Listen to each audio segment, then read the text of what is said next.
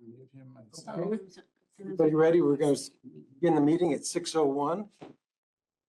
And we will now call our board meeting order. 6:01. Allison, do we have any vote attendance requests tonight? We do not. Director Curtis is attending under the alternate public location provision of the Brown Act, and then Director Ulrich is not attending under AB 2449. He's attending as a member of the public. Okay, good, thank you. Would you please rise and join me in the allegiance? I pledge allegiance to the flag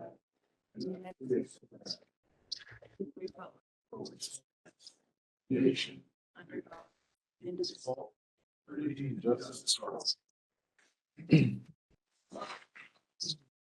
Randy, would you mind if I do formal roll call? I'm sorry. For the record, of course. Director Curtis? Yes, Director present. Martinson, Here. Director Kentosh? Here. Director Quillisi? Here. Director Reed? And Yeah, Vice they Chair can hear Burr. me. Here. And you can hear them? Okay, Thank you, Allison. you're good? Yeah, Okay.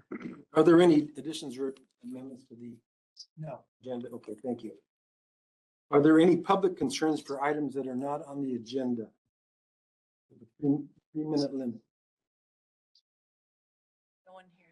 One present. Okay, thank you. There's a mic over there. We'll now move into the consent items. All consent items are considered in a single motion and voted on without discussion. Any item removed from the consent list at the request of a board member or the public will be considered immediately following approval of any items. Any questions or discussion regarding items 6, 7, and 8? Move approval of items 6, 7, and 8. We have a motion and a second for approval. Any discussion?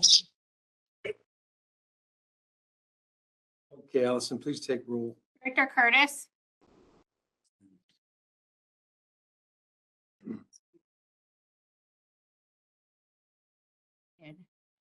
Jack, can you unmute?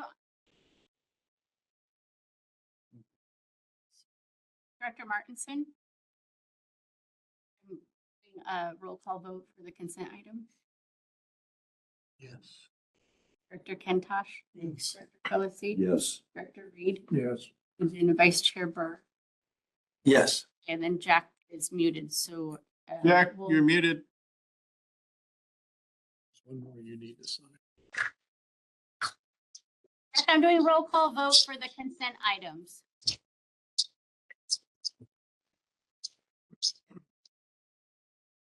can you hear me now? Yes. Yes. There you are. I'm You can doing, hear me? Yes, we can hear you. Okay, yeah, yes, okay. Okay, thank you, Jack. All right. Moving on to item 9, continuation of public hearing for administrative appeal. The Board of Directors pursuant OVSD Code Regulations, Section 917. What does that stand for? Okay. Item 9, this is the public hearing that been started earlier this year, and we are now to sub-item 8. Director's deliberation of appeal. Anyone need a short summary of what? Possible, Scott, for you to summarize kind of what? Sure. We have a prospective customer, Michael Seapack. He has a property in the county. He had a carport. On the carport, there was a pad of the carport. There was 6 posts that were still in place. 3 of the posts supported the beam. The other 3 posts had been cut off. The beam was missing. He had requested an ADU under a conversion. the information that we received from the county was explicit in that the county building department considered it new construction. I issued a letter stating that if you specify the new construction with the county, OVSD would consider it conversion. He opted to continue on through the process. And that is where we're at. So he was here at one point. He presented, I presented.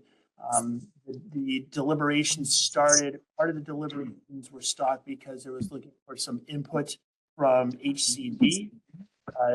General counsel provided that input to the ordinance committee. The summary of the ordinance committee's finding or recommendations, like I guess it's not recommendations, it's just a ordinance committee's discussion are in here. So where we stand right now is it's my contention that OVSD ought to follow the building department. And if the building department considers it to be a new construction, then OVSD would consider it new. Alternatively, if the building department would consider it a conversion, I think OVSD would also consider it a conversion at that point. How did the building department convey to us their view that it was a new construction? An email, was that a call? No, they posted on a website that they have that's publicly available. Request a clarification from the building department just to make sure. Their feedback was under no circumstances was that ever considered a conversion because the carport is currently demolished as part of the construction of the ADU. We had the misfortune, like his carport. What did you apply for? Currently, that's part of the actual permit. It includes a demolition, the actual structure. Do that. I have a question. Because I was not here for the original hearing. I spent over 2 hours reading what I could, and I had seen that you a site visit and reported just what you almost said just now. But originally, didn't you set him up or head towards a improvement modification rather than a new construction based on your finding that? Yeah, I looked at it when I was at the job site, and my discussion with him is that he was converting it. I did not understand, and I did not know. I was remiss in understanding the county issues. This letter of that was on me. So the other that is a question in my mind, maybe a legal question, is are we required to be step with county on those things? Do they do us or do we run them, or does it matter? They don't run us, and we don't run them, but I would have to defer to council on. In other words, there a legal requirement that we be in step on the as either an improvement or construction. I think it's quite a legal question before council. The short answer is no, there is not. It's all about statutory interpretation. And so I believe the argument is, as the county is interpreting the statute this way, we too want to interpret it this way to essentially have similar interpretation. So under the umbrella of we are going to interpret the statute the same as opposed to we have to do what the is doing as well. So Scott, I saw lots of emails back and forth and also with Allison, and it seemed like we took a turn towards new construction after we saw that the county had listed him as new construction. You felt that was important that he get that corrected at the county level. Replying, he said he didn't want to because it was expensive and time consuming. That is my recollection. I don't want to put words in his mouth, but that is my recollection, yes. I just read it all today, so it's kind of fresh. So I don't know how to interpret county's findings, but I was putting some weight on your initial finding that appeared to be improvement that was occupying the same footprint as the original tool shed and carport. Additional 50 square feet or 40 square feet. I can see the frustration in the constituents. His approach to us has been, seems pretty patient. I just wonder what the other directors have to say about what they may or may not have heard about this case prior to Mr. Closey. Thank you. We went through this. The initial plans, I think that Mr. CPAC submitted to the county and to us said new construction. My take on that was if this was really a conversion, if there was any structure there Like a to doorway. be converted. I mean, a lot of people, they'll tear a house down and leave one wall, leave the chimney, and then rebuild it. And that's a modification. It's not a new build. I'm aware of that Yeah. tactic. The original plans that he sent to the county called it out as new ADU, regardless of what the structure was or had been or anything. And the board offered him the choice of, if he thought that was incorrect, if he thought it was really a conversion, he could go back to the county, get them to say, yes, you're right, it was a conversion. But it's always been our policy that district is not a land use arbiter. That falls to the county or the city of Ojai, whatever. And therefore, if a land use arbiter makes a determination about a particular project, then we'll go with it because it's not our place to decide those sorts of things. Was it your opinion then that if he had gone back and reapplied and categorized as an improvement, that you would have supported that? If the county had said, yes, it's actually a conversion, then sure. I mean, and you may recall, we did some of this 5 years ago, 6 years ago. When we changed our rules to say it's not same for everybody. If it's a conversion, that when the state law changed, we said, okay, we're going to go back and those people that we charged with capacity charges or whatever as new construction that were actually conversions, we refunded their money, and it was about $100,000 total that we refunded about 2020 or 2021, somewhere in there. Yeah. And so our policy has been, say, if the state says works this way, and if a land use arbiter says it's this or it's that, we go with that. And whether he wanted to take the time and the additional funds to try to change the county's mind, that's on him. He decided not to do that, and instead decided to go through our procedure for appealing the decision. I'm hearing from legal that no law that says we have to be in step with the county. So I'm just trying to bring up everything. Right. Anybody else have? I was, coming into this meeting, I was kind of in favor of granting them their deal and a waiver. But I have a couple of questions though. We get to that point. Mentioned the 2 committee meetings. Saw in the write-up, the 2 committee meetings were referenced in the write-up, the staff report. I was at both of those meetings, and to be honest with you, I don't have any recollection of having talked about Mr. CPAC's project at those committee meetings. I went to the minutes of the meeting, did not find Mr. CPAC's name or his project listed. So either and I got to admit to starting to lose my train of thought sometimes.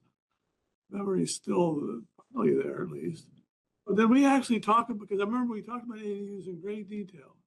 A very traumatic meeting because well, I both disagreed about the wording in the state law, and it was very, I mean, I remember that very clearly, but I don't remember talking about this project at all. What did I say about this project? Did I say anything at all about it?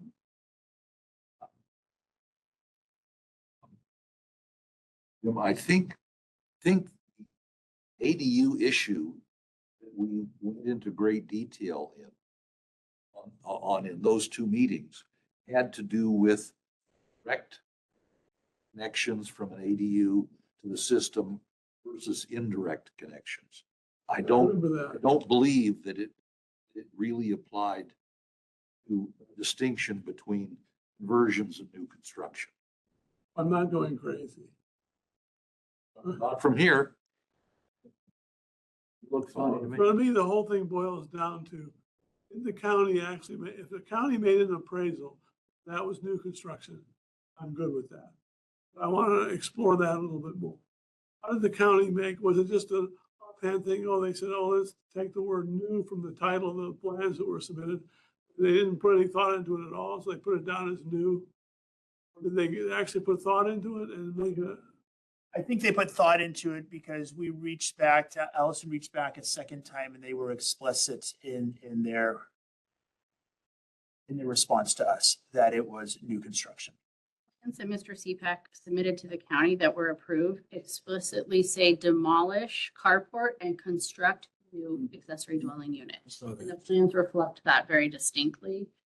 There is nothing that would indicate that it was a conversion. I mean, if you demolish your original building or your accessory structure, that disqualifies you from being conversion. County deems reuse of the same similar real estate footprint not being a conversion. And that's why you have to always leave one wall. Because I know someone had one wall in their house, built the house but left that one wall. You're modifying the structure and you're not building a new structure. You're saying if they had left one of their 6 posts out there as part of their new construction, they could have gotten by with a conversion, but since they demolished everything, can't be a conversion. I think there was a post. Yeah, I'm not saying that. So what I'm saying is that the plans that were submitted to the county and the response from the county about this project was that it was permitted as a new ADU. And it was permitted as new construction. It was not, the county did not permit it as a conversion. The county was explicit in that it's new construction. I'm not sure all the things that the county does. Speaking as an 8-year member of the Ojai City Planning Commission, I can tell you that we were very explicit. The city's planning department, very explicit about whether a particular project was conversion or it was construction. And that was always conveyed to the district, and the district charged or didn't charge connection fees or capacity charges the result. Because the state law says if it's a conversion, then there's no charge. Did you guys keep a record of that page, side of print screen or something? So Yeah, it's on page 222 of the board packet. It's in Exhibit 14. It's the Ventura County Citizens Access, which is their copy of their permit summary, about halfway down toward the right-hand side. It's project description, parentheses N, which we confirm means new, detached, all-electric, 200 square foot ADU. Is the description that the county gave. you just convinced me. I do feel bad for the guy though. I'm kind of on the fence myself because Jeff's initial, I'm sorry, Scott's initial visit to the job site, that improvement because there was a couple of beams still left. And that was something that you communicated to your. Yep. So I can imagine his disappointment when it, what, a couple months later said to him that the county wasn't in step with. If he had left a couple of beams in place, it's an unknown whether the county would have ruled differently on the project. The fact that submitted plans to the county said new construction, sort of sealed his fate. And I think, we heard a lot of discussion about this 2 meetings. And then we had some questions of our attorney, direct connections or connections. My feeling is because the state did not choose to give us any guidance on connection, is that incorrect, I guess is the word. And because I think if we override the decision that Scott made, that relied on our ordinance as it's written, goes against precedent that we've already set in prior decisions. It opens every single decision that we've made on this issue open to question, renegotiation, whatever. And so my sense of what I heard, what I listened to, what I thought about is that I'm in full support of what Scott's decision, and I would vote to let it stand. It's just my, now, having said that, if at some time in the future, the state agencies get off their chairs and actually give us a direction, as before, we may change our ruling and issue refunds. But at this point, I see no reason to change Scott's decision, nor do I see a reason to give, somebody a one-off, gosh, we're sure happy you're trying to do this, but we can't give people sweetheart deals. And so, and a couple have come in, asked us to do, gosh, could you just do the right thing? I'm trying to, and that's a sweetheart deal. We can't do that. We have. could you follow the spirit of the law as I interpret it, Yeah, if we instead of have- the letter of the law, which I don't like? there's a, you change the facts, I'll change the law. If you change the law, I'll change the facts. I mean, we don't have a reason to go against anything that we've done so far. But again, Even though I disagree with Jim as to what the interpretation actually ought to be. Scott, That was the answer Dennis came back with. is Get this, no guidance. So is this case settled forever right? Or is this person allowed to apply with the county and change his application, or is it too late for that? I don't know. Once you render your decision, the avenue for the applicant is to then appeal the decision of the appeal avenue. The opportunity for him to reapply, have his ADU reclassified, arguably has passed. Supposed to make a decision based on the application that he submitted. He has yet to modify any portion of that. Yeah, to back off of what Allison is saying, essentially at this point, he will have an opportunity for judicial review. So under the Administrative Procedures Act, he'll be able to, maybe that's a good thing because, the judge can give guidance on how to interpret. That would be his next. Sorry. Well, Mr. Curtis, can you hear us and can you comment on this subject?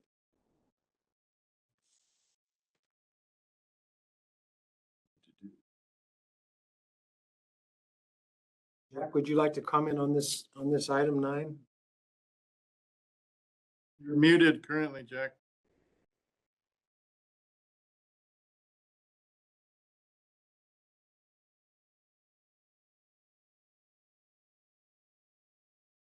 I make a motion that we uphold Scott's decision. Actually, I think that would be option 1. I would rather get a vote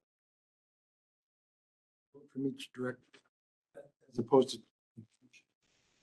Do you prefer to have a motion? Well, I think this is structured as a motion and a second, and then it's a roll call vote.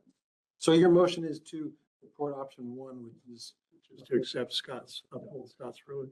that's a motion. I'll second that. We have a motion and a second to support Scott Mextreth's original decision, option one, item 9. And then we have a second. Any further discussion on this? No.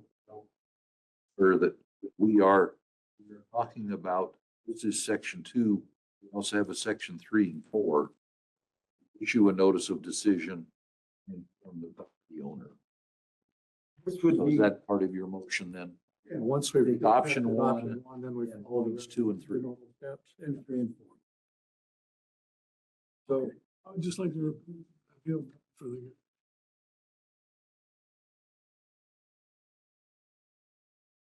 Like, in some sense, he did get a little bit of a, always confused when you're doing that thing. yeah, I remember reading that he stated that he was a normal user, I mean, of our services, and he felt that given the option, he would always choose the improvement option over the new construction option. That's why he was so strongly after this. But he didn't choose that. He submitted plan. I don't remember if it was him, his conversion manager, construction manager.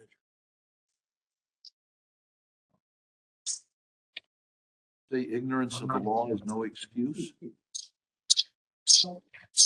Sense of it at the time is, he touted that he had done this more than once. Somebody who's done those things more than once knows the rules better than people who've never done it before. So it seemed to me there was business history going on. Why, the reason why I'm not particularly in favor of changing the. Phrase self-inflicted wound comes to mind. And it's, and at the time he was threatening to go to the state, and do all kinds, and I'd like to have a ruling, which is what we tried to get through Dennis and didn't get anything, so. Jack, this is your last chance to discuss this item before we are final vote. Can you hear me? Yes. Okay. This is not a conversion. And if he was going to make it a conversion, he has to convert it where the carport is. And if you did that, that would be in addition to an existing house. And that would be something totally different. He's got to have a foundation for and there's got to be a building there for the conversion. Only a post or two. When he was done with the demo. True. Okay, I think we've come to a point here where we should take roll on the motion and the second. Director Curtis? What are we So Lowell has made a motion to uphold the general manager's December 1st decision and then to issue a notice of decision, inform the property owner. That is what we're voting on.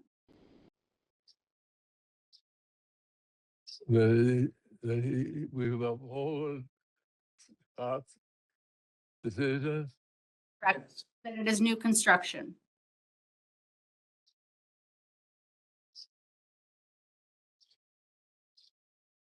I'll vote yes. Director Martinson? Yes. Director Kintosh? Yes. Director, Yes. Director Reed? Yes. And then Vice Chair Berg. Yes. Okay, thank you. That concludes item 9. 2A, I'm sorry, A1 through 4 has been approved. Moving on now to the action items. Item 10. Scott, would you please conduct the first reading by title only? Roll call vote. Sure. So item 10 is proposed ordinance number OVSD 87, amending the district code of regulations to establish sewer service charges. It is a new number. We use a new number so that we can keep track of old numbers in perpetuity, as opposed to rewriting an old ordinance number, just for clarification.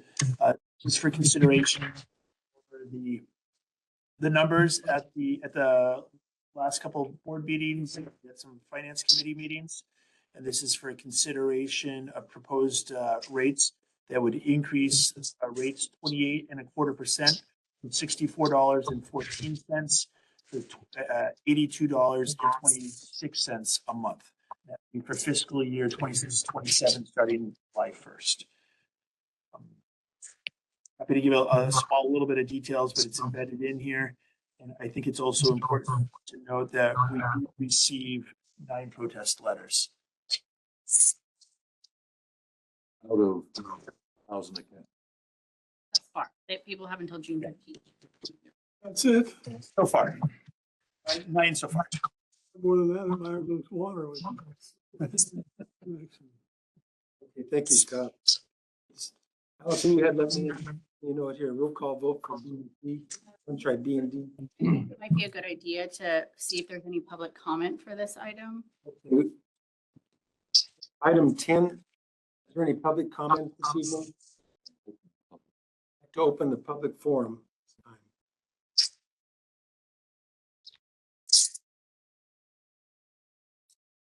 Any hands? Everybody's muted. It's raised. Okay, thank you. Thank you very much. You need a motion then for item 10, 269. Before you have vote, I do something that Scott pointed out and Dennis talked to me about as well, is on the actual ordinance on page 269 of the packet, last paragraph, there's a phrase that says, and retire any necessary or prudent debt incurred. It's recommended to change that language to and instead of or. What would read, retire any necessary and prudent debt incurred. We want debt incurred to be both necessary and recommendation. With that in mind, I'll entertain a motion. Correction noted. Also, Second that. Okay, we have a motion for approval. Corrections noted. Allison, please take roll. Director Curtis, Yeah, Director Martinson, Yes. Tosh, Director Quillisi, Yes. Director Reed, and Vice Chair Burr. Yes. Okay, thank you. Moving on to item 11, A through D. Sewer service charges for collection on tax rolls for fiscal year 2026, 2027. Any applications we need to make? Or We do not. So I will actually present 11 and 12 together, but we'll vote on them separately since I'd be repeating pretty much the same thing. So every year at this time, we gather our list for placement on the tax roll. These are lists of existing customers that will be returning to tax roll for a collection of sewer service fees, as well as customers that will be entering the tax roll for the very first time. That is the same thing for capacity charges that are paid in installments via the deferred agreement. So there is a list of folks who will be re-entered on the tax roll for their annual payment. And then there are a set of folks that will be going on for the very first time for their first annual payment. And then the remaining subsequent years. Those lists are in the binder right there by parcel number. They are publicly available at any point in time during district business hours, so Monday through Thursday, 8 to 5, and Friday, 8 to 4:30. So let it be on the record that those lists are publicly available for review or public record purpose. So at this time, we are just giving the word of approve that those lists have been disclosed. They're a required public hearing that needs to be set for June 15th for the final approval of placement on tax roll.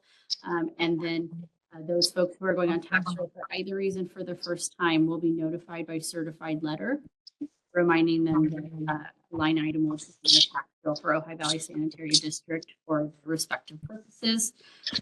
And then a notification will be published in the paper as per legal requirements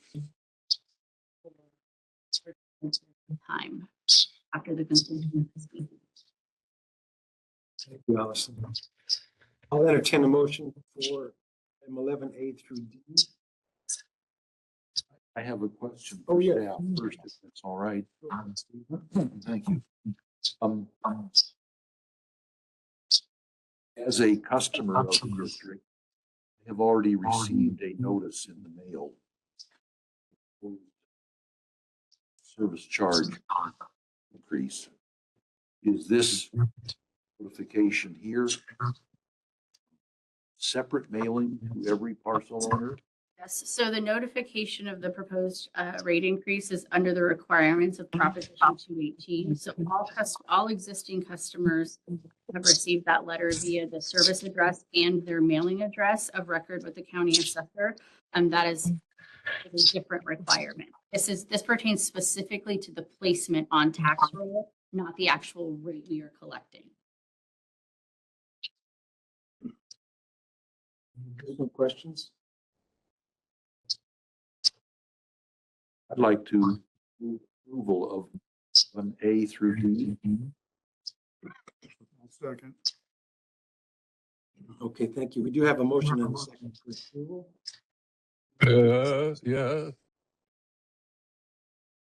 Jack, do you have something? yeah. You voting? Are you voting? Are you? Are you voting right now, Jack, or do you have a comment? Yeah. Oh, okay, Director Martinson, Director Kentosh, Yes. Quillisi. Yes. Director Reed Yes. and Vice Chair Berg. Yes. Okay. This item, as Allison mentioned, item 12 is similar, except that these involve sewer capacity charges paid in installments. It's adds those people to a different list. They'll go on tax roll, but for a different purpose. And they'll be notified per the requirements of that as well. So are there any questions regarding item 12A through D?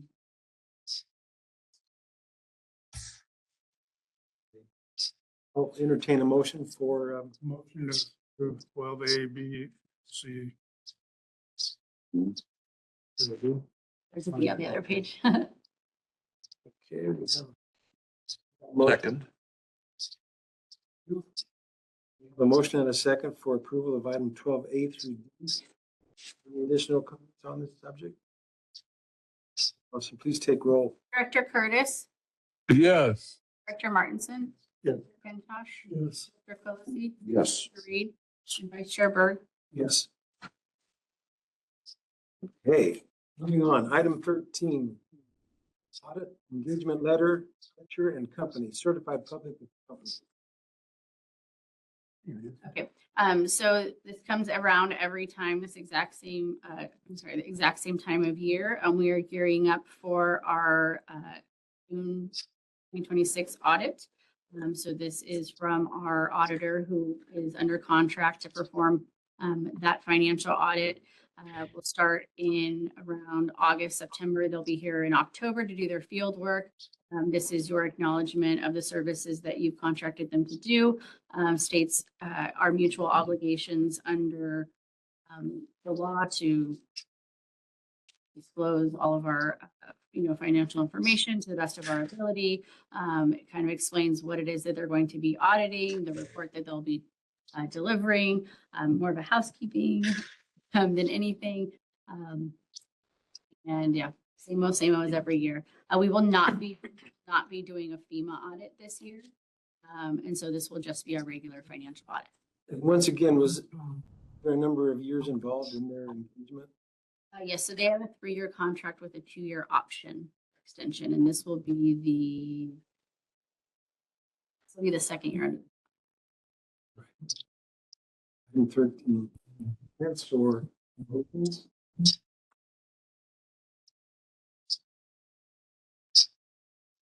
Motion to approve.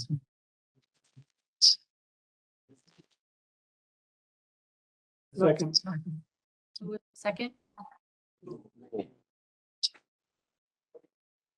Okay, we do have a motion and a second. Item 13. Allison, please take roll. Director Curtis, Yes. Director Martinson, Yeah. Director Fintop, Yes. Quillisi, Yes. Director Reed, Vice Chair Berg. Yes. Thank you. Item 14. Initiate annexation of 032-0-202-075, which is 1000 Burnham Road, Ohio. Resolution number 2026-03. We are looking to initiate 1000 Burnham Road. They will be annexing into the district as well as our sphere of influence via the LAFCO process. This consists of a vacant parcel of land adjacent to the Ventura River on Burnham. Used to be a horse ranch. They're currently growing some trees there, using it for agricultural purposes. They do have plans for a small, a large barn and future small residence. That is not part of this consideration. They are merely annexing the vacant parcel as part of a compliance process with the county to legalize this lot for, to allow them to develop it in the future. The unique thing about this is we are going to actually annex concurrently with Ventura River Water. And so it will be joint applicants to LAFCO, hoping to save a customer a little bit of money in doing so because they are required to establish their utilities and for the county to deem it. So this is how they're meeting that requirement with us. Probably a 4-month process. We will be sending our resolutions. We'll be sending a sphere amendment request because they're actually not in our sphere of influence. But otherwise, we'll be going through the process concurrently with Ventura River. And this has been a long time coming. Thank you, Allison. Comments or discussion regarding item 14? Please.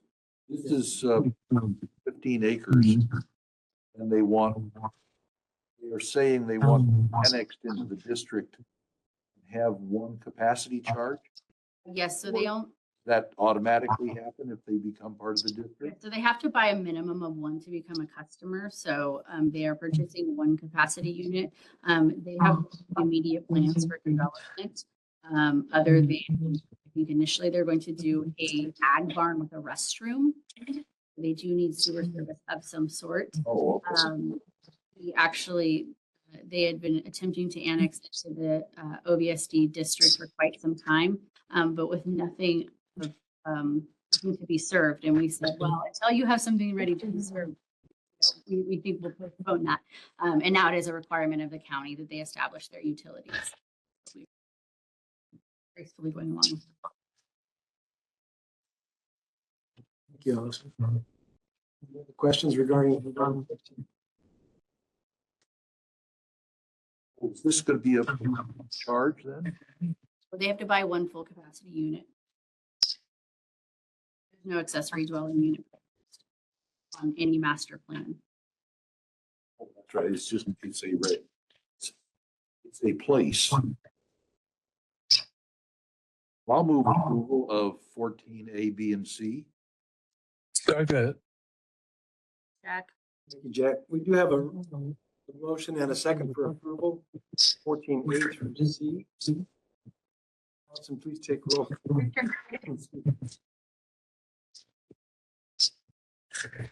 I'm doing roll call.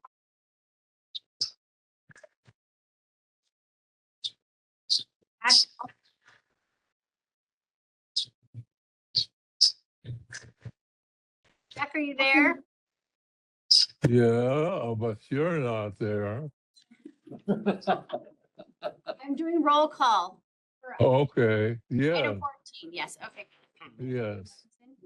Director Kentosh? Yes. Director Quillisi? Yes. Director Reed? Yes. Vice Chair Berg? Yes. Yeah, Jack's the director. He thinks like we all do that. Jack.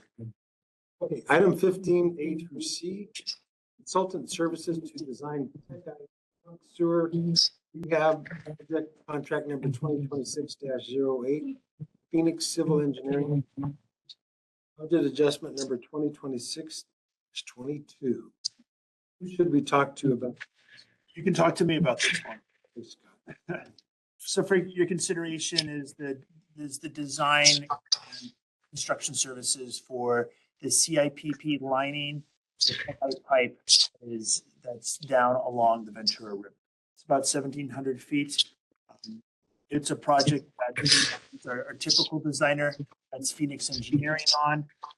This one is somewhat unique in that it is not readily accessible. So the contractor has to drive down the bike path. It's big equipment to get in there, the CIPP lining. The engineered team is going to have to design a method to get down there. They're also going to have to design the bypass because it is the trunk line that serves about 2/3 of the district. And so they will have a design for that bypass. They will have the suction manhole. They will have the discharge manhole, and they'll be reviewing the submittals from the bypass contractor. That's what makes this, for the most part, makes this a unique project. About how many of line are we talking about lined? I believe it's 1,700 feet, 1,600 feet. It's about 1,600 feet. And it's large diameter, given that it's a trunk line. This was Quarter mile. in our list of priority projects. Yes. So it's good to see that we're right on it. We've taken the cue that there was a necessity to move forward, and we're running with it.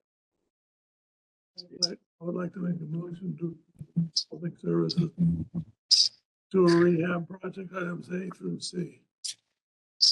From A through C. Through C. The second, Take 6 months to design this, right? Good. Okay. You might ask that.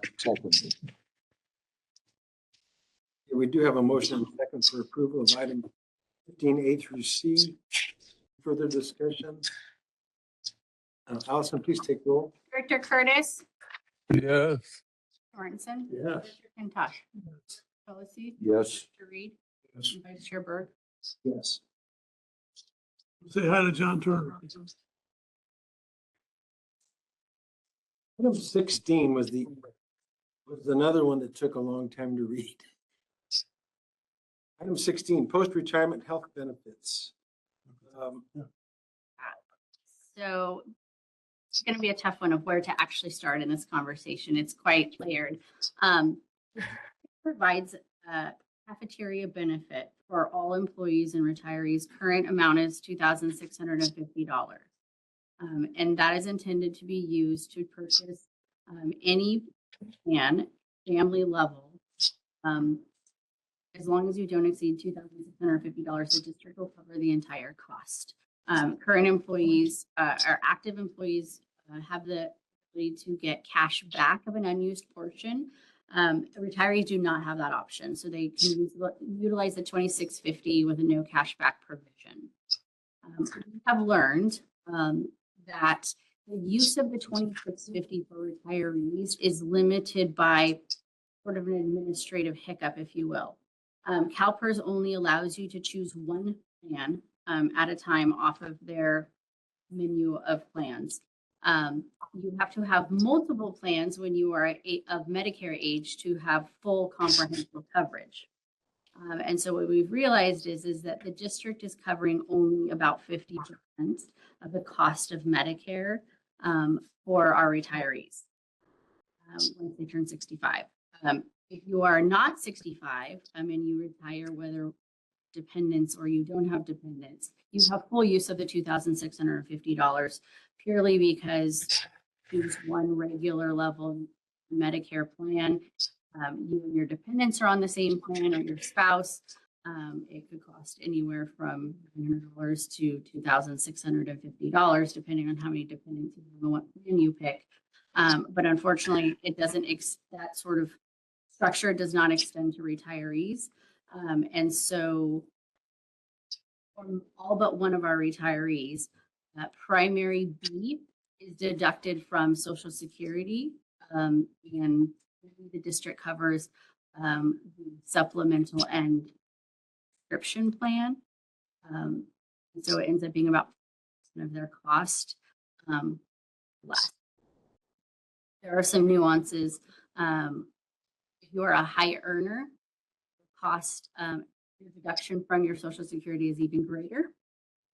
If you do not have all of your quarters in Social Security, your cost is greater pocket.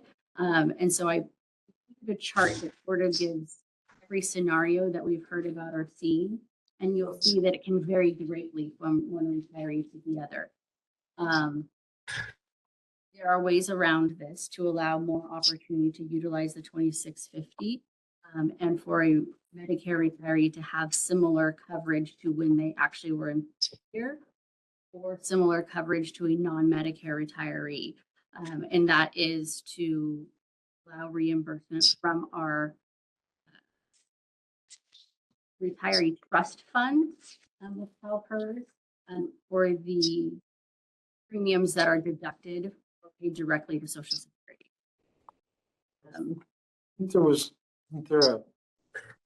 Other districts have found solutions? Yeah, so we're very generous with our post-retirement benefit. So we are unique in that. I will say that we have a very generous benefit.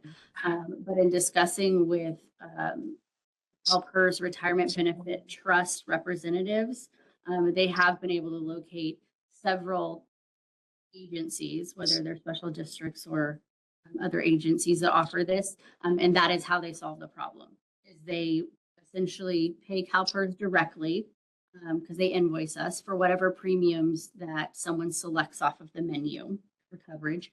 So if it is the supplemental with prescription plan, we got an invoice, we request reimbursement.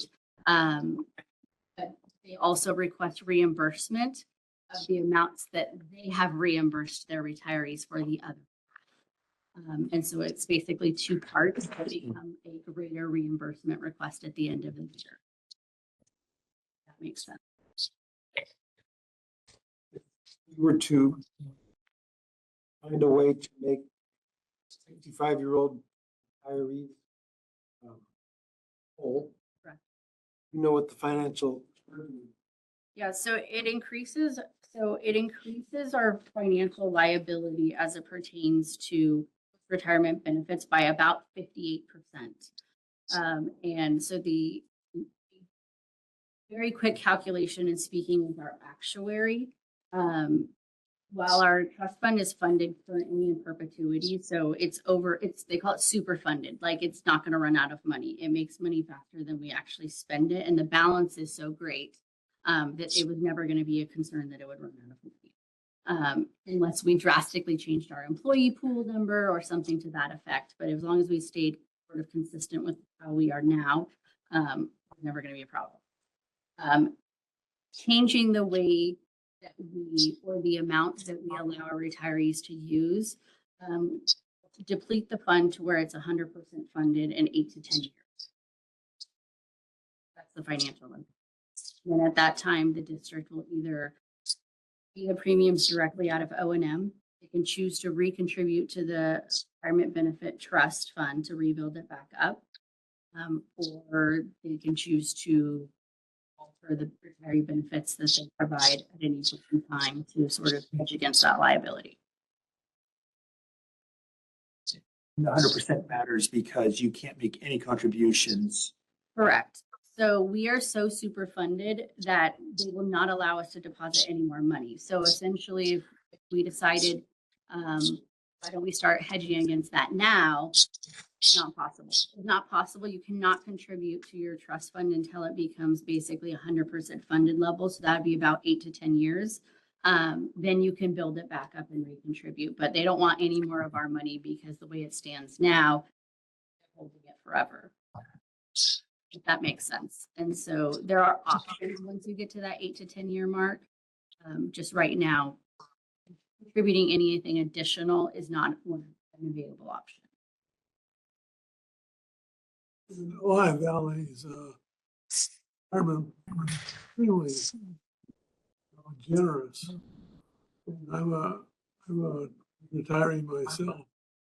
My old agency doesn't hear out of my insurance costs. I have Medicare, I have a CalPERS, that I use to. It's unusual for agency to pay 100% of retirees medical benefits. That's unusual. What's driving the need to improve what we already have? So I don't know that some people would necessarily view it as improving what we already do versus allowing the intended use of it. Probably the way that the resolution and our policy is stated, that all employees, all retirees should have the same use of the 2650. So I think that's why we're actually discussing this, is that it's actually been brought up by some current retirees and pending retirees when they've learned that they will be absorbing the majority of their retirement health costs. They don't have that $22,000. They can only use what is covered on one Medicare plan off of CalPERS. The CalPERS will not allow you to choose a primary and a supplement at the same time, because CalPERS limits that you can only be on one plan off their menu at a time. So because you can't combine the two to make it 100% coverage, the only option is to choose one and pay Social Security for the other. Are there retirees who have recently discovered this and they've been reduced? Yes. There are retirees that have been very surprised at the cost when they retire, and that they do not have full use of the 2650. Cashback option? Is that an option? You can get the cash back and then the supplement with it? That I don't know the answer to It that. sounds to me like this is a worthy candidate for committee discussion. The Personnel. committee referred it actually to the full board for discussion. Okay. Well, I suggest they take it back. Or we have a full board meeting just on this topic, because I personally, I pay nowhere near 2,600 a month for health insurance. I just can't imagine how 2,650 doesn't cover what they need. And I've been retired for many, many years. And as you know, in the past, I'm not in favor at all of the cash backs option, which we eliminated that 4 years ago. I realized that was considered a entitlement. You can't get rid of entitlements without creating problems. So anyway, so I Director Berg, in the sense that I think this merits a full hour or two discussion to really go through and understand how this really works. Because Recommend. I'm personally, I'm in the favor of whatever the policy is, that retirees get the same as employees. Whatever that coverage is, whether it's $10 or $2,600, each of them get that amount of money. That is how the policy is written. Their ability to use that money is limited because CalPERS can only apply that to the plan that they administer. The problem is that, but the other half of their 2,600 doesn't go to CalPERS, it goes to the employer. It doesn't. It's CalPERS has the use of that. They bill us, but they can only bill us for the premium, the plan that they administer. I'm beginning to see the plan. So Even though we're offering them 2,650, the reality is they can't state spend only it. allows them to use a certain amount of it. That's correct. And so That remainder is just sitting there. It's not. So here's in a mathematical example, the easiest mathematical example is that we cover, because of CalPERS can only cover about $550 to $1,100 of the $2,650. The employee, because of that limitation, to cover anywhere from 700 to 1,400 directly with Social Security because they can't access it because And we don't give it to them directly, that's as it is now. correct. That's the conversation is how do we allow them to use 650? Our policy says that they have to spend. From my perspective, I'm hearing you, I would very much be in favor of a long meeting to discuss this. Have us work out a way so that that amount that's being lost because the state won't allow, that we can provide that somehow to the employee. Actually, secondary problems are 2,600 a month for insurance is too, I don't pay anywhere near that. Nothing near that. And so I'd like to understand how we think that that's the. Do you have any minor children in the house? I have no minor children in my life, so. So what, and the other question that could be part of that is this cash back option. Whether we want to continue with that or not. Revisit that committee meeting? We could. It's just, this is complicated and very expensive. I can see, I can see what you're telling us is the problem, and I understand that, and I think that does need to get resolved some way. My thought was that it was pretty well explained. I'm outside of CalPERS. I have Medicare, basic Medicare coverage. I have for a supplemental policy. It covers what Medicare doesn't. I pay both of those premiums. You've got a dental and a vision and a drug plan. So for me, I've got four different. Yeah. And it's nowhere near 2,600 a month. So I wouldn't disagree with it's that. not good for that, in fact. So I just don't understand that number at all. But some people do spend all of that. I'm not sure what kind of plan they have. Problem here is CalPERS says you must only one of our plans. You can't have basic coverage and a supplemental plan because we CalPERS don't offer that. You got to pay for one or the other, and the other money that comes from us through CalPERS.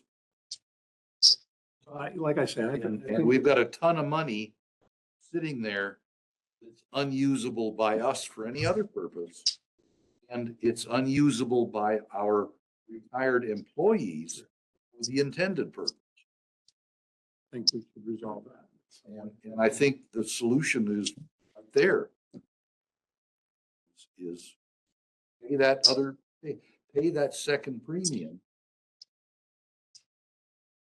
so that they have the access to 2,650 or whatever the number is right now, just like everybody else. No cash back. Yeah.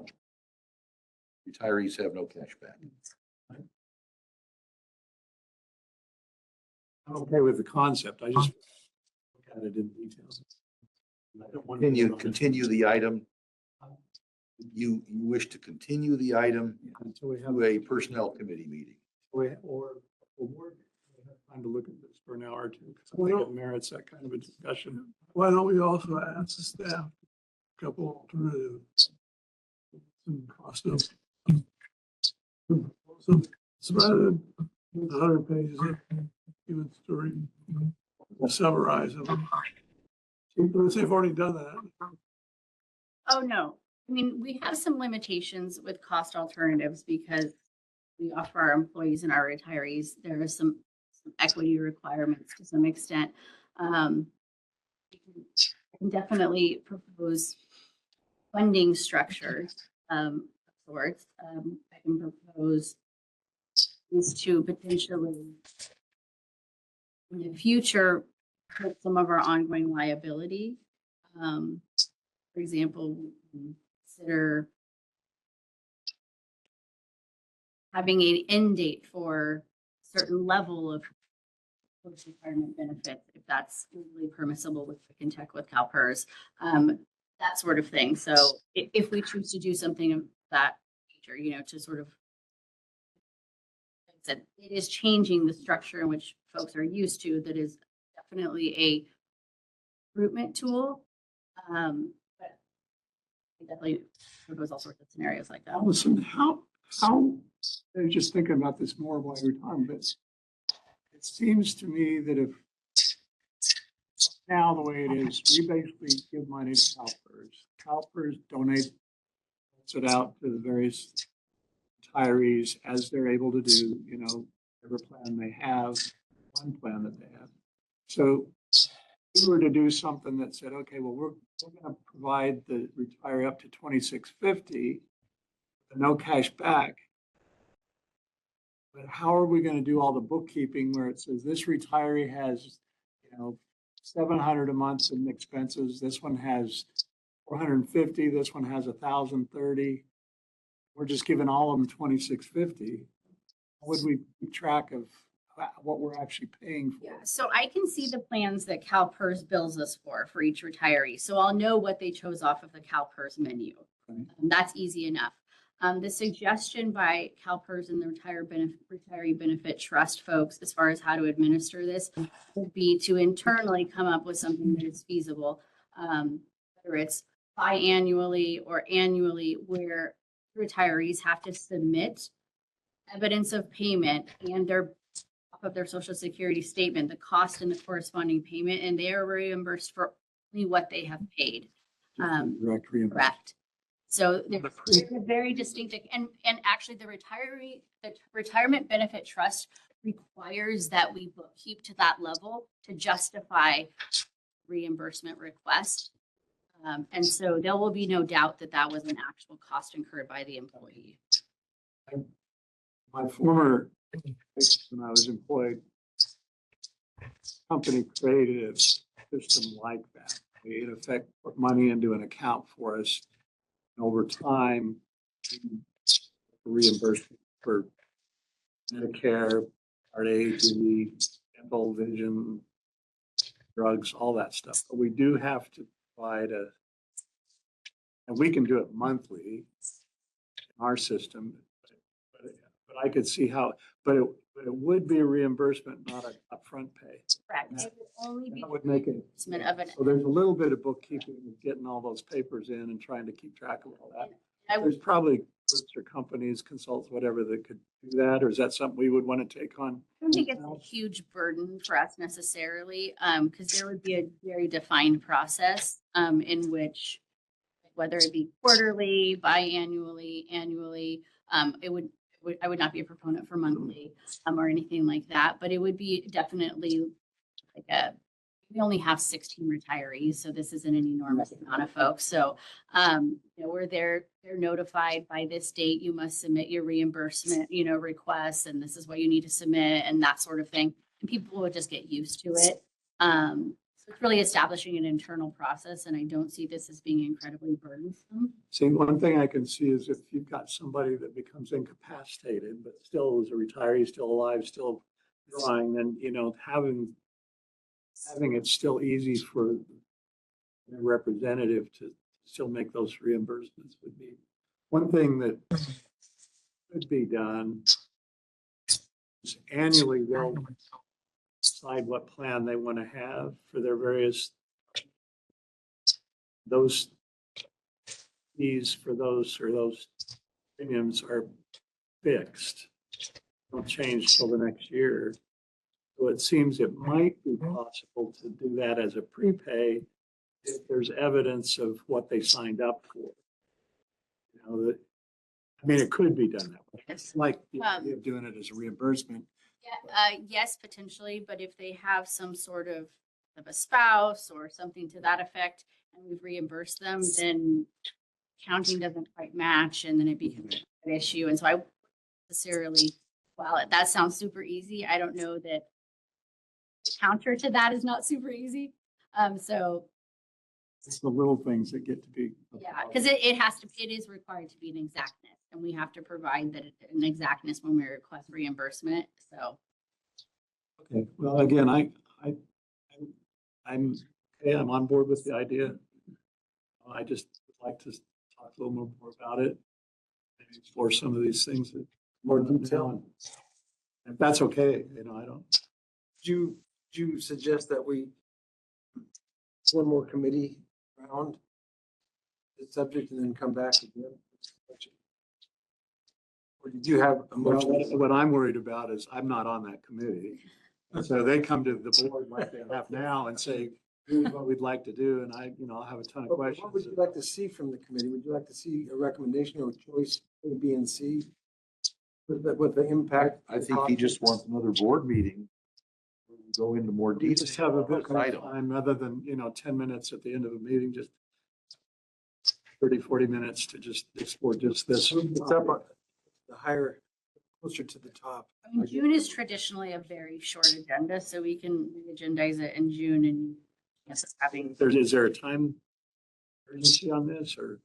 I mean, I think you have retirees who are not super happy about paying, their premiums and want access to their 2650, but I mean, we can retroactively reimburse them should that. But that's been true for years, right? It's not just something that just came up. I mean, it did just come up. Yes. Unless somebody went over the edge, I guess, in terms of cost. There is no immediate urgency. So June would be- There is a possibility of retroactive reimbursement. We had it in June and we resolved it and finished up. Had a plan by August, that would be sufficient. August or Yes. September even. I mean, I would encourage potentially a plan in June only because it goes by fiscal year. Clear, sure, yeah. That's a good idea. But it doesn't really affect our budget in a sense, because it comes out of the retiree funds. So. Oh, there is a little bit more of a fronting of funds. But that's something that we can watch as the year goes along. For this first year where we don't, because we remember we do actually front those funds and reimbursement that actually comes in July of the following year. So we do have to advance the costs. So it's kind of like a circular reimbursement sort of situation. We need a budget for this. But we also, sometimes get extra revenue or understand other categories. And so there are some potential offsets where it may not impact us that much. 2,600. We budget on actual costs of benefits, not just 2,650 across the board for everybody. So we look at what our actual costs are based on our employee pool, and that's what we budget. What we'll shoot for. So, It's about the same. and so it's like, if we know we have an employee that is only spending $1,000 a month, plus cash back, so they're 16 something, that's what we're gonna budget. We're not gonna budget 2,650 because we're probably not gonna get a bunch of kids in the next fiscal year, and so it just keeps our costs stable to really look at what we're actually spending versus what we might spend. The health costs for employees in general, right? This is just the retirees we're talking. That in July or August, depending on. That would dovetail with. Right, so if you want to look at, benefit level as a whole, that's when that discussion happens, when the new premiums come out for the following year. Minor. Close, yes. Cash back, that's not an issue with retirees anyway, because we don't offer that. And in all honesty, that has been phasing out significantly over the years. So And that was. it's not an enormous impact. I understood that's how that would work. The inflation versus holding the cash back fixed. It eventually goes away. So which was fine. I didn't. My recollection from years ago in talking about the OPEB, we were at the time, and probably a different number of retirees for that matter, costing about $90,000 a year for the OPEB. For the cost of retiree premiums, I think so. no, it's like double that, more than double. And the stuff that was in the fund, that reserve, was making more than whatever Yeah. we were spending. And you said the expenditure would go up by 58%. Our liability will go up 58%, the actual expense would theoretically, yes. I mean, there's a art and a science to actuarials. And so it's based very specifically on your existing pool, eligible retirement age, their actual. It is it is an art and a science, but based on our current employees, what they estimate. And we could fund from the OPEB reserve for 8 to 10 years before we're back down to that 100% funding. But what does that mean? Means that essentially you're going to start moving backwards. And so you'll have to recontribute to stay 100% funded. Or you'll have to offset it. Okay, so actuarially, they're saying, based on your employee right now and all of their ages, their expected lifetimes, this is how much it's going to cost out of your reserve. Correct. We're required to keep that amount in the reserve. We have much more than that right now. Yeah, I mean, yes, you are required to keep it in there. It is advisable that you have your liability funded, but there are plenty of agencies that do not have their liability amply funded. We are unique in that way. We have what? Twice the funding, 3 times the funding? Yes, I think you are overfunded by close to $3 million.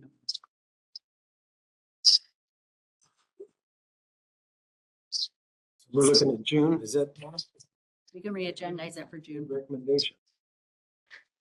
Is that okay with everybody? I think it's good. Having a longer discussion in June? I'd like to see some alternatives. BT, BC. Get a little bit more detail on what sort of alternative so I can. When we have this problem, is there a solution? BC and D. Right now, the way I see it, CalPERS is our retirement. People are going to sign up for CalPERS. CalPERS won't take any more money, so how do we get around it? That's in the staff report. We have to reimburse them out of the trust fund for the premiums that they pay directly, Social Security. Now, don't forget, higher for retire from Social Security at 70. Your Medicare at 65, so those 5 years is paying. It would have been. As long as you're working still, though, that's not part of this discussion. You could be 75 and working your paid and get the full 2650. Simple write-up with the alternatives.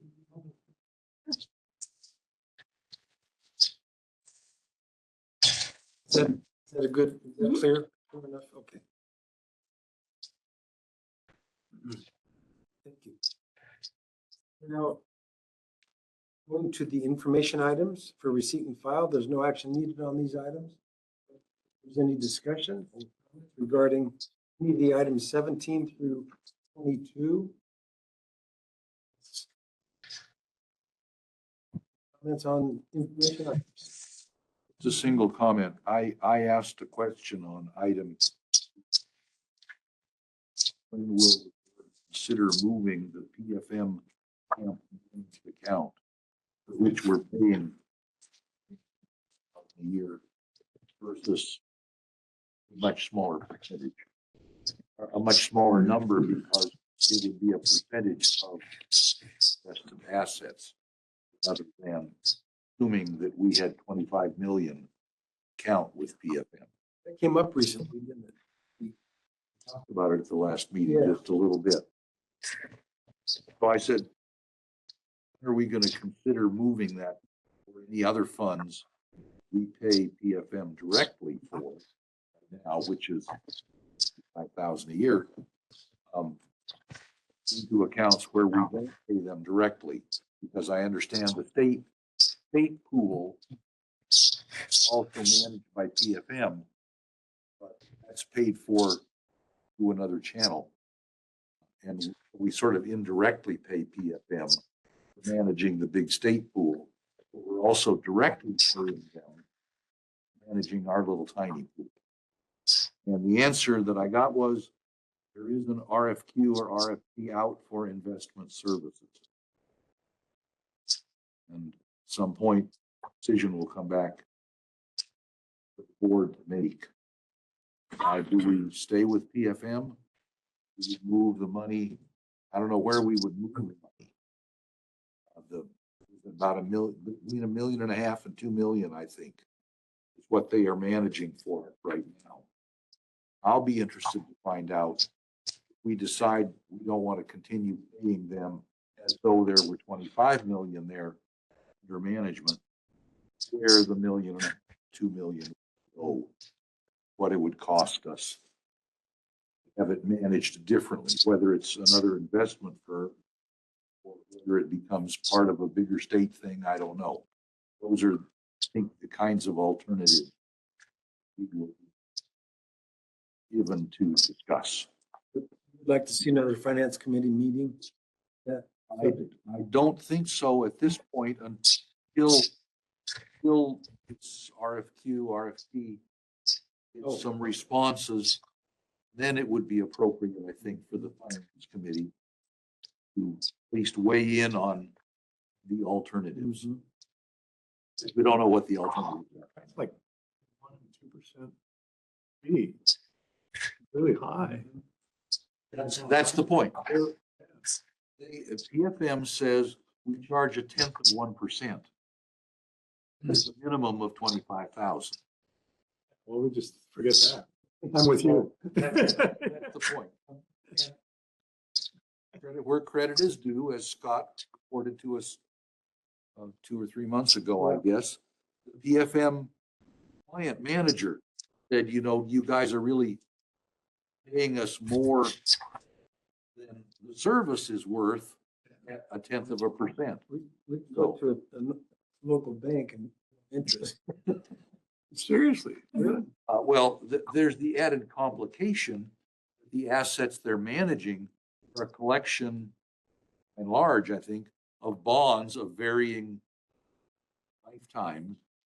And you move everything in kind to another management point. You have to liquidate everything and cash to another management. And what's the, you know, what's the financial implication for the district? Money is too much. I agree with that completely. Yeah. 5,000 maybe, but especially when we're doing bonds and things that have long-term, things aren't moving rapidly. 0.1% would be $1,500. Yeah, Scott, when would be a good month to revisit that subject? So I'd have to go back and look at the exact date that the RF request for qualifications or their qualifications are due. My expectation is, my hope is we'd have a couple teams that would go to the finance committee. And that's with, I had someone pop in at my office this week, Friday, and they're interested. So I think we'll have at least one team that would be suitable. And my hope was probably summarize everything and take it all to the finance committee and get the input from the finance committee. If there was a short list, maybe vet a short list and then have that short list come to the board for a final decision. My expectation is the investment team would work for the board. And for a little bit of context, the city of Ojai does its investment internally. The finance director of the city is responsible for doing the investment management as an extra duty. Whether that's a good thing, because typically your finance directors are CPA-like people, they're not brokers. Hobbyists. Or whether it's better to have an outside agency doing it like the district does. Those are a couple of the alternatives that I think the finance committee should be now. May 29th is I won't come before the finance committee. Oh, mid-June would be probably the earliest. So there's a lot of decisions and paperwork to be done between now and the 1st of July. Looking for it. Right, Steve? Are there any other comments on the information items? 17 through 22. Okay. Board member and general manager comments. Do we have any board member comments tonight? To bring up. General manager, any comments? Yeah, tonight? we got a couple comments. I want to let the board know that Public Works Week was last week. In celebration of Public Works Week, there was a movie night down at the Ventura Theater. We had about a dozen OVSD staff combined with their spouses. About a dozen attendees attended the movie. The name of the movie was Unless Something Goes Terribly Wrong, and it was a buddy film that takes place. It was a documentary, the wastewater treatment plant in Portland, Maine. It's actually a terrific movie. The attendees, I think Dan was one of the attendees, and people were positively surprised. It was quite fun, to the point where many people asked me if I knew anyone here in Ojai at the theater that would sponsor a showing, and I don't. So I'm bringing it up to the board. So if anyone here is interested in seeing a wastewater treatment plant film at the Ojai Theater, I would entertain doing a Q&A afterwards. We can do a comparison and contrast and stuff like that. So it was actually quite an entertaining film. The Ojai Playhouse, which is the old theater down at the corner of Signal, frequently puts on free shows. They have obviously a lot of them you have to pay for. They wouldn't stay in business, but they do frequently have free movies. So I don't know what their number is, but you call them and offer them a movie. If you have rights to the movie, know someone that does. Yeah, I don't know. We'd have to work it out. The producer was there, and I think they're kind of walking this thing around, getting accolades and things of that nature. So That would appeal to the folks in Ojai. I'll look it up. Thank you. I want to give you a serious note. So the operation of the treatment plant is running well. We're in summer D-night mode. We met the May 1st deadline and have no issues there. I want to let the board know that City of Ojai manhole or paving is going to start occurring. So they mobilized today. The paving team did. So we're expecting to do the manhole adjustments in the coming weeks. So when I say mobilization, I think they're actually probably weeks away from starting work in Ojai, but on paper they mobilized today. And just supply them with covers and rings. Yes. Yep. We pay for. We reimburse the city who pays their contractor. We've got a really smooth, Liz has set this thing up over the last couple of years. It's a very, it's fiscally prudent for both us, the city, and the contractor. It works very well. Liz set it up. It's going to be good. Along those same lines, I want to let the board know that OVSD was invited to join Ventura River Water District and Miners Oaks Water District for CPR and first aid and AED training. It is to be determined, but it's going to be sometime in August. I thought it would be a good opportunity for a couple of the agencies up here to all get together. It's going to be a 3.5 hour training. I don't know that we'll necessarily have it here. I think there's a couple places that are some of the rec centers that they're looking at. The price is nominal, and we certainly can. It's about $100 per person for training. I think it's time well spent. I think we've reached the end of our agenda here, and I'd like to thank Megan for substituting for Dennis. For remote attendance from people that should be sleeping. And thank you for the public who has attended. So at this moment, we'll close the meeting at 7:30.